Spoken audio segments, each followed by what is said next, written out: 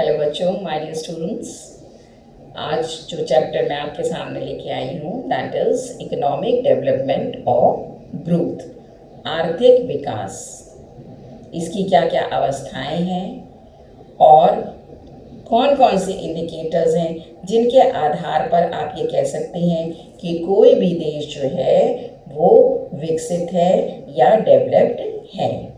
तो इस कंसेप्ट को एक्सप्लेन करने के लिए कि इकोनॉमिक डेवलपमेंट से या इकोनॉमिक ग्रोथ से हमारा क्या तात्पर्य है, आइए देखते हैं। तो इस कंसेप्ट को कई विद्वानों ने अपने अपने दृष्टिकोण से प्रस्तुत किया है। तो पहले वर्ग के अंतर्गत जो विद्वान आते हैं उन लोगों का ये मानना है कि राष्ट्र की, देश की जो नेशनल इनकम है, देश की जो राष्ट्रीय आय है, उसमें अगर दीर्घकाल में वृद्धि हो रही है तो हम ये मानेंगे कि ये आर्थिक विकास हो रहा है उस देश का। दूसरे वर्ग के लोग हैं, उनका ये मानना है कि यदि प्रति व्यक्ति आय में वृद्धि हो रही है तो ये कहा जाएगा आर्थिक विकास की प्रक्रिया हो रही है। अब देखिए, पहले वर्ग के लोगों ने कहा नेशनल इनकम, लेकिन यदि वास्तव में इस बात को एनालाइज किया जाए तो केवल राष्ट्रीय आय का एग्रीगेट इस बात को प्रूफ नहीं कर सकता, इस बात को सिद्ध नहीं कर पाएगा कि वो देश वास्तव में विकसित हुआ है या नहीं, क्योंकि राष्ट्रीय आय में वृद्धि के साथ ही साथ जो दूसरा प्रमुख बिंदु है that is population of that country, उस देश की जनसंख्या की वृद्धि दर कैसी है। यदि जनसंख्या की वृद्धि दर भी उस वृद्धि दर के बराबर आ रही है या उसके साथ ही साथ राष्ट्रीय आय के साथ साथ चल रही है तो ये हम नहीं कह सकते कि वो देश जो है वो डेवलप्ड है या उस देश में विकास की प्रक्रिया चल रही है, क्योंकि बढ़ी हुई इनकम को कंज्यूम करने के लिए भी तो लोग साइमल्टेनियसली हमारे पास अवेलेबल हैं।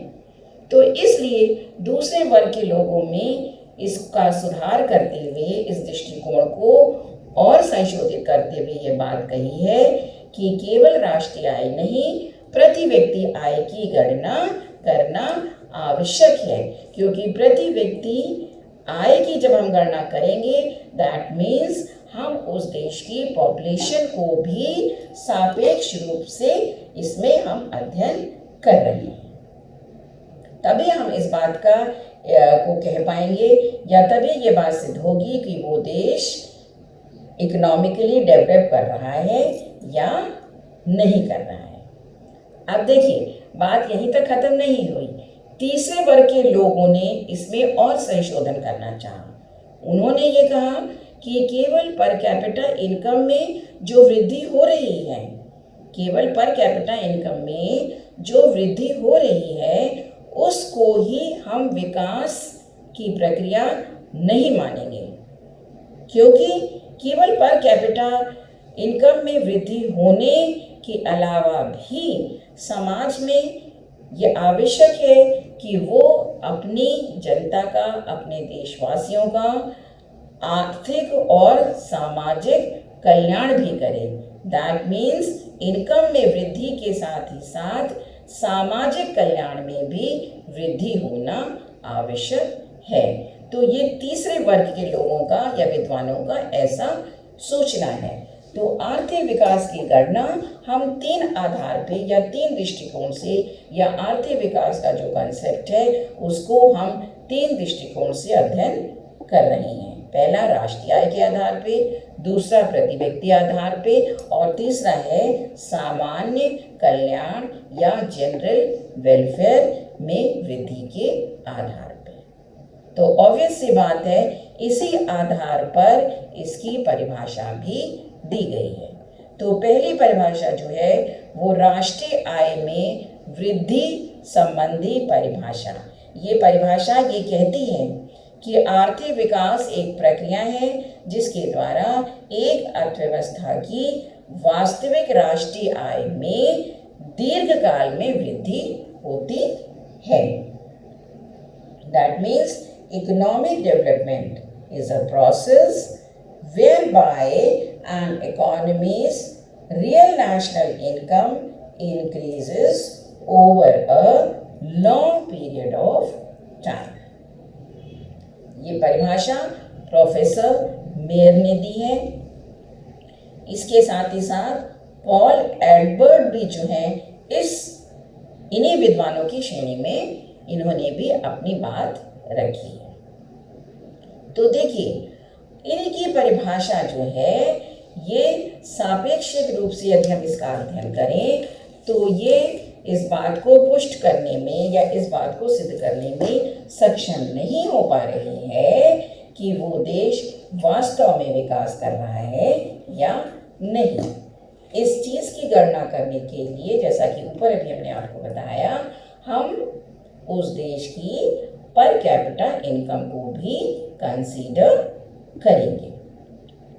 दैट मीन्स इसमें हमने उस देश की जनसंख्या को भी कंसीडर कर लिया है।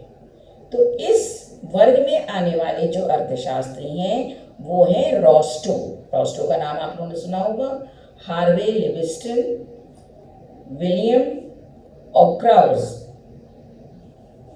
इस वर्ग के अर्थशास्त्रियों का मानना है कि आर्थिक विकास के लिए प्रति व्यक्ति आय में वृद्धि होना आवश्यक है। देखिए रॉस्टो क्या कहते हैं, सबकी डेफिनेशन बताना तो यहाँ इस समय संभव नहीं हो पाएगा।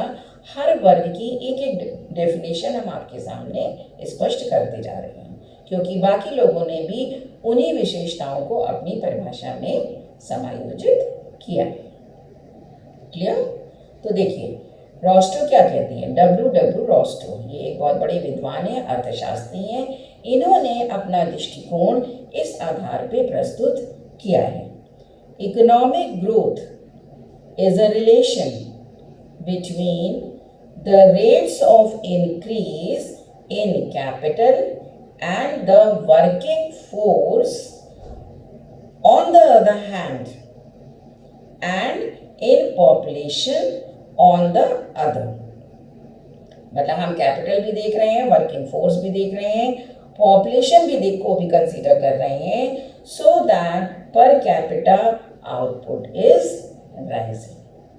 प्रति व्यक्ति उपलब्धता जो है उसमें वृद्धि होना आवश्यक है। नाउ द थर्ड व्यू, तीसरे वर्ग के विद्वान ये कहते हैं, इसके अंतर्गत ओकेन एंड रिचर्डसन, इनका नाम है ओकेन एंड रिचर्डसन।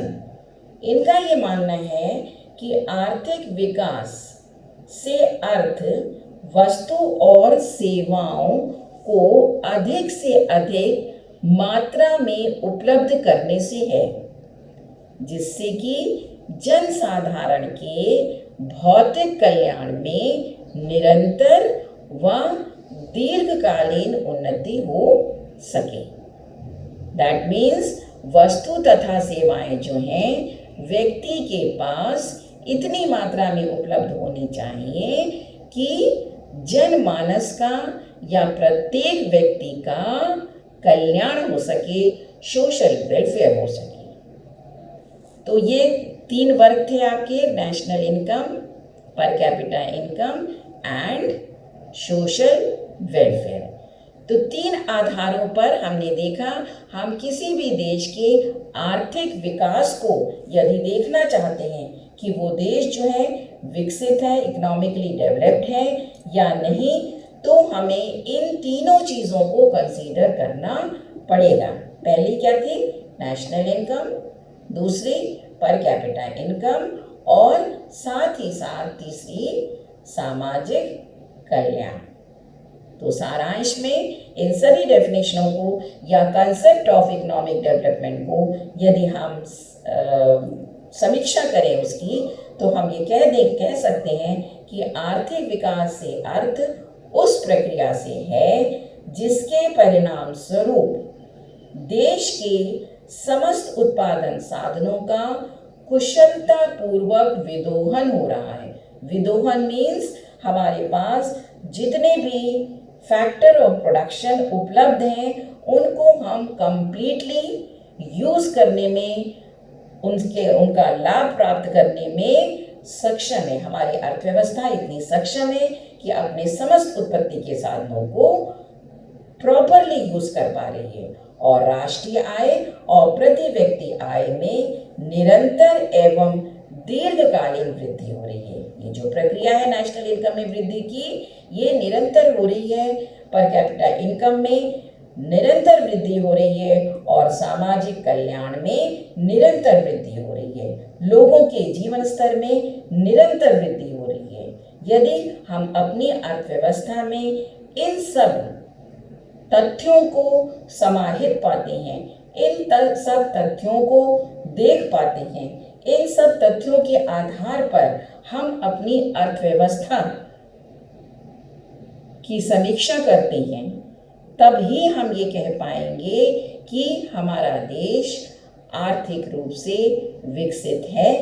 इकोनॉमिकली वो देश जो है वो डेवलप्ड है, वहाँ ग्रोथ हो रही है या नहीं हो रही है।